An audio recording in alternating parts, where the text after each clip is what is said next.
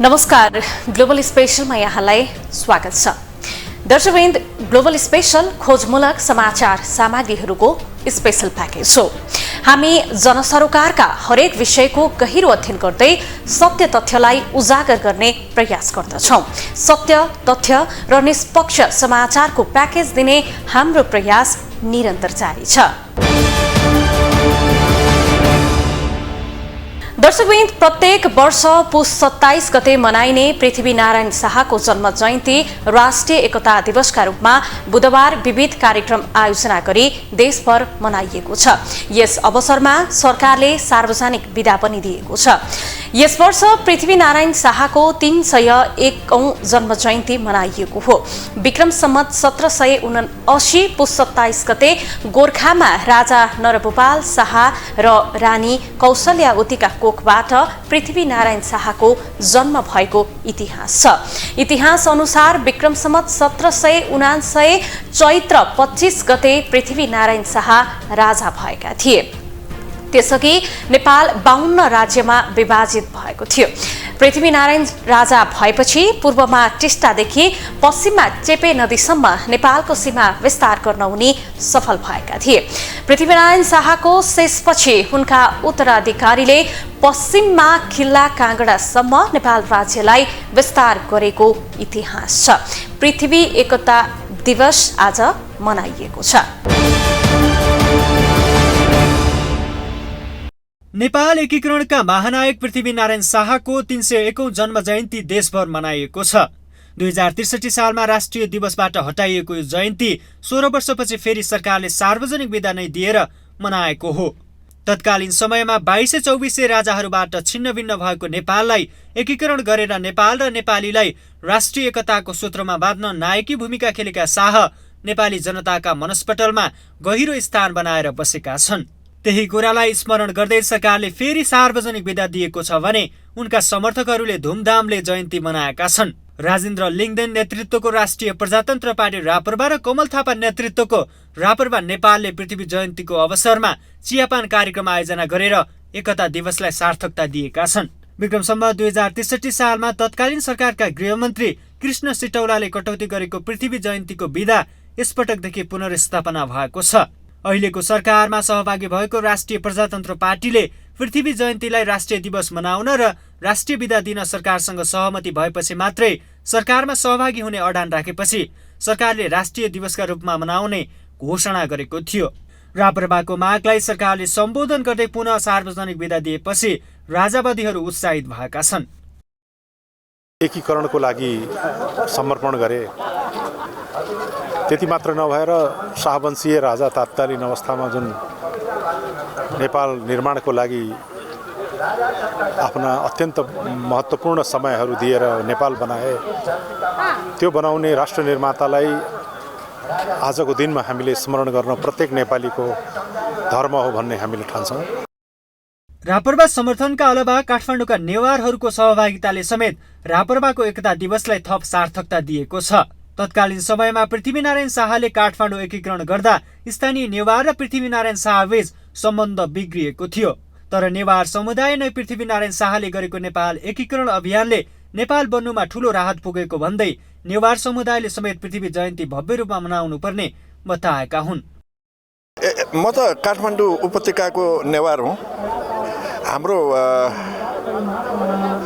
पृथ्वीनारायण शाहतिर एक किसिमको त्यो छ, तर मेरो भन्दाखेरि अब उहाँले पुरै देशलाई एक गर्नुभयो। आज एकता दिवस पनि हो। पृथ्वीनारायण शाहलाई हामी मुरीका मुरी धन्यवाद दिन्छौँ, किन नेपाललाई एक गरिदिनु भयो।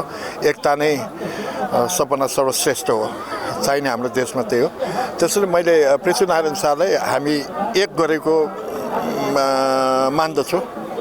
त्यस्तै पृथ्वीनारायण शाहले देशका लागि जीवन समर्पण गरेको भन्दै राप्रपाकी नवनिर्वाचित समानुपातिक सांसद बिना लामाले सरकारले 16 वर्षपछि राष्ट्रिय एकता दिवस मनाउने निर्णय गरेको र सार्वजनिक बिदा दिएको भन्दै राप्रपा जनमा खुसियाली छाएको बताए। अब पृथ्वी जयन्तीलाई चाहिँ हाम्रो पार्टीगत रूपमा हामी एउटा राष्ट्रपिता पनि हो। हाम्रो नेपाललाई एकीकरण गरेको राष्ट्रपिताको रूपमा चाहिँ हाम्रो पार्टीले लिएर हिँडेका छौँ। अब म पहिला 74 सालमा जुन उपाध्यक्ष जित्दाखेरि अरू गाउँपालिकाले या त नेपाल अधिराज्यभरिले दिएको थिएन जुन बिदा, आज चाहिँ सरकारले एउटा राष्ट्रिय एकताको रूपमा चाहिँ पृथ्वी जयन्तीको बिदा दिएको छ। त्यसको लागि खुसी छु। विक्रम सम्वत 1779 साल पुस 27 गते गोर्खाका राजा नरभूपाल शाह र रानी कौशल्यावतीका जेठा छोराको रूपमा जन्मिएका पृथ्वीनारायण शाहले 2224 राज्यमा छरिएर रहेका विभिन्न राज्यहरूलाई एकीकरण गरी आधुनिक नेपाल निर्माण गरेका थिए। 20 वर्षको उमेरमा राजगद्दीमा बसेका पृथ्वीनारायण शाहले सिङ्गो जीवन देश एकीकरणमा बिताएका थिए। ग्लोबल टेलिभिजनका लागि क्यामेरामा गणेश पूर्वछाने मगरका साथमा विनोद विक्रम भण्डारी, काठमाडौँ।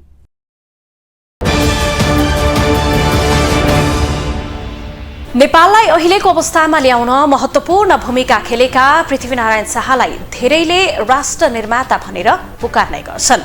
उनको दिव्य उपदेश अहिले पनि उत्तिकै सान्दर्भिक छन्। आफ्नो स्वास्थ्य अवस्था गम्भीर भएका बेला उनले नेपालको भू राजनीतिक अवस्था, सामाजिक जीवन, प्रतिरक्षा र विकासको सन्दर्भमा उपदेश दिएका थिए, जसलाई दिव्य उपदेश पनि भन्ने गरिन्छ।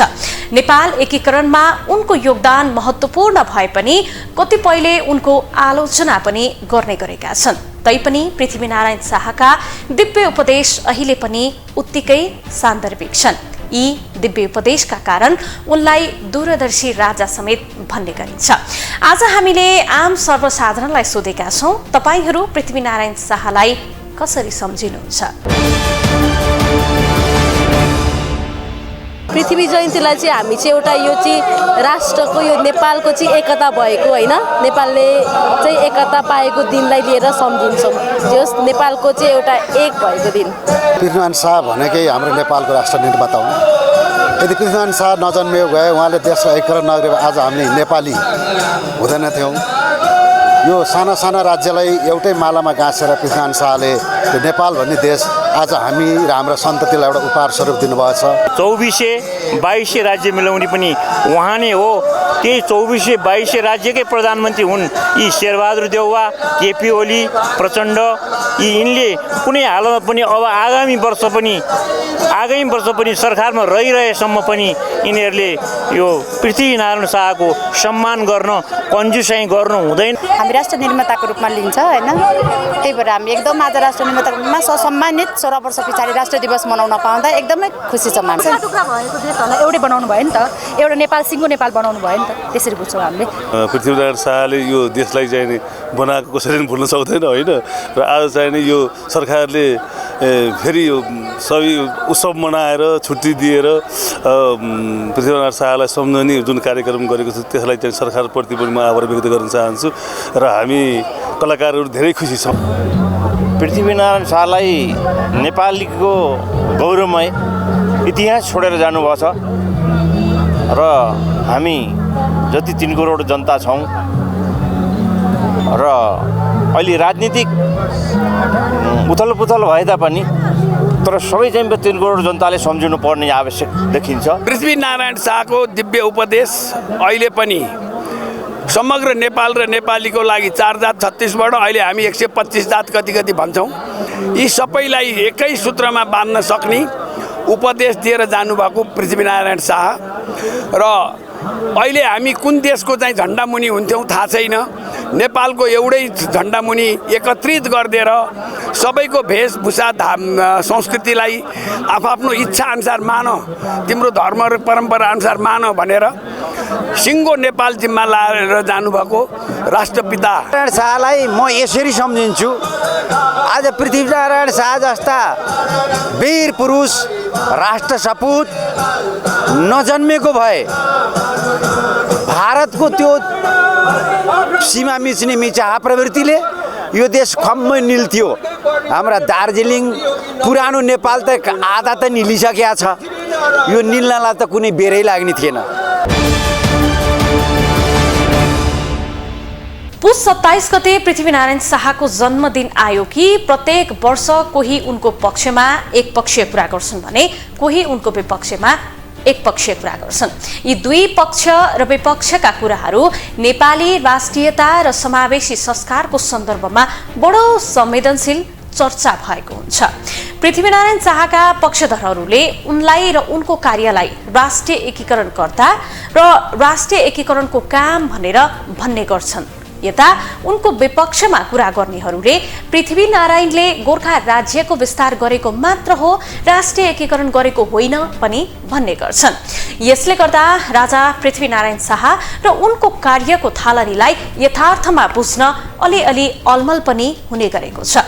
त्यसकारण यी कुराहरूलाई तथ्यगत वा यथार्थ रूपले बोध गर्नु र विचार र व्यवहारमा आत्मसात गर्नु आजको नेपाल र नेपाली राष्ट्रियताको भविष्यका लागि एकदमै महत्त्वपूर्ण छ। पृथ्वीनारायण शाहलाई हालको राष्ट्र निर्माण गर्ने आधार तयार गरेको मान्दै नेपाल एकीकरणका नायकको दर्जा दिने एउटा मत छ भने अर्कोतिर विभिन्न आदिवासी समुदायको प्रचलित राज्य अधिकार खोज्ने खलनायक मान्ने फरक मत पनि छ। यसरी हेर्दा पृथ्वीनारायण शाहको सम्बन्धमा दुई खाले धारणा देखिएका छन्। एक थरी उनलाई पवित्र उद्देश्यले नेपाल एकीकरणको जग बसालेका दूरदर्शी राष्ट्र निर्माता मान्छन् भने अर्को थरी चाहिँ पृथ्वीनारायणलाई विस्तारवादी र क्रूर शासकका रूपमा अर्थ्याउँछन्। नेपालको अस्तित्वप्रति गर्व गर्ने जिम्मेवार नागरिकले पृथ्वीनारायण शाह र उनको एकता अभियानलाई नकारात्मक रूपमा लिनु हुँदैन भन्ने धारणा राख्दछन्। शाहको विरोध गर्नेहरू राज्य विस्तारका क्रममा काठमाडौँ उपत्यकाका साथै राज्य विस्तारका क्रममा जनजातिमाथि गरेको दमन गर्दै विभेदपूर्ण शासन गरेको बताउने गरेका छन्। पृथ्वीनारायण शाहको नेपाल एकीकरण जातीय विभेदको कारक तत्त्व रहेको केही वामपन्थी र पहिचान पक्षधरहरूको तर्क छ। उनकै पालादेखि राज्यको नीति निर्माण र निर्णायक तहमा कथित उच्च जातलाई दिएको प्राथमिकताका कारण वर्तमान नेपालको सीमान्तीकरणको अवस्था उत्पन्न भएकाले पनि उनको विरोध भइरहेका तर्क उनीहरूले गर्ने गर्दछन्। नेपालको राष्ट्रियताको जग कमजोर बनाउन चाहने तत्त्वहरूले राष्ट्रिय एकताका संवाहक पृथ्वीनारायण शाहको विरोध गर्ने गरेको नेपाल सरकारका पूर्व सचिव समेत रहेका द्वारिकानाथ ढुङ्गेलको भनाइ छ। राज्य सञ्चालन गर्ने क्रममा राज्य बनाउने क्रममा हुन्छन् र सार्वजनिक पदमा पुगेका व्यक्तिलाई सार्वजनिक पदमा पुगिसकेपछि कसैको आलोचना हुन्छ, कसैको बारेमा राम्रो गरिन्छ, त्यसतर्फ म जान चाहन्न। तर उनले आज जसको जन्मदिनमा राज्यले विदा घोषणा गरेको छ उनले के गरेका थिए भन्ने कुरा मात्र म सम्झन चाहन्छु। राष्ट्रको अस्तित्व र गौरव कायम राख्न नागरिकहरूमा आफ्नो राष्ट्रप्रति गौरवको भाव जगाउन इतिहासका खास घटनाको छनौट गरेर उपयोग गर्नुपर्ने र पृथ्वीनारायण शाहको विरोध गर्नेहरूले उहाँले खेलेको भूमिकामा जानकार नभएको हुन सक्ने धर्मगुरु पुष्कर खतिवडा बताउँछन्। विरोध भनेको त हेर्नुस्, मान्छेले भगवानको पनि विरोध गर्छ। अब विरोधीहरूले नबुझेर गरेका हुन् वा विरोध गर्नकै लागि गरेका हुन्, त्यो उनीहरूको विचारको कुरा हो। उहाँहरूलाई केही पनि भन्न चाहन्न। हेर्नुस्, हामीलाई सर्प पनि चाहिन्छ, बिच्छी पनि चाहिन्छ, हामीलाई गाई पनि चाहिन्छ। सर्पलाई पनि हामीले संरक्षण गर्नुपर्छ। मान्छे पनि त्यो वर्गका हुन्छन्, कोही सर्प वर्गका हुन्छन्, कोही गाई वर्गका हुन्छन्। अब उनीहरूलाई सर्प वर्गको भनेर स्वीकार गरिदिउँ है, र सद्बुद्धि भगवान पशुपतिनाथले प्रदान गर्नुहोस् भन्न चाहन्छु बस। हुन त पृथ्वीनारायण शाहको विरोध गर्नेहरूले उनको नेतृत्वमा नेपाल निर्माणको जग नहालिएको भए अहिलेको नेपालको अवस्था के हुन्थ्यो भन्ने प्रश्नको स्पष्ट जवाफ दिन सक्दैनन्। अर्कोतर्फ इतिहासको कुनै कालखण्डमा विद्यमान सोच र त्यस बेलाका क्रियाकलाप र घटनालाई वर्तमानका मानकको आलोकमा मूल्याङ्कन गर्नु पनि एक किसिमको आग्रह वा पूर्वाग्रहका रूपमा पनि लिन सकिन्छ। यसको अर्थ त्यस बेला गरिएका सबै क्रियाकलापलाई आँखा चिम्लेर सही थिए भन्नुपर्छ भन्ने होइन। ग्लोबल टेलिभिजनका लागि क्यामेरामा गणेश पूर्व छाने मगरका साथमा अभिषेक सापकोटा, काठमाडौँ।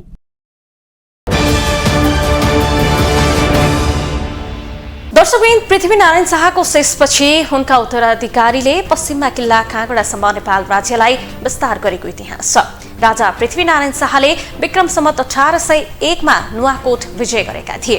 त्यसको 25 वर्षपछि 1826 सालमा काठमाडौँ उपत्यका विजय हासिल गरेका थिए। नेपाल उपत्यका विजय गरेपछि राजा पृथ्वीनारायण शाहले पूर्वतिरका चौदण्डी, विजयपुर आदि विजय गर्दै देशको सिमाना बढाएका थिए। उनको जन्म जयन्तीका अवसरमा सरकारले बुधबार सार्वजनिक विदा दिएको छ।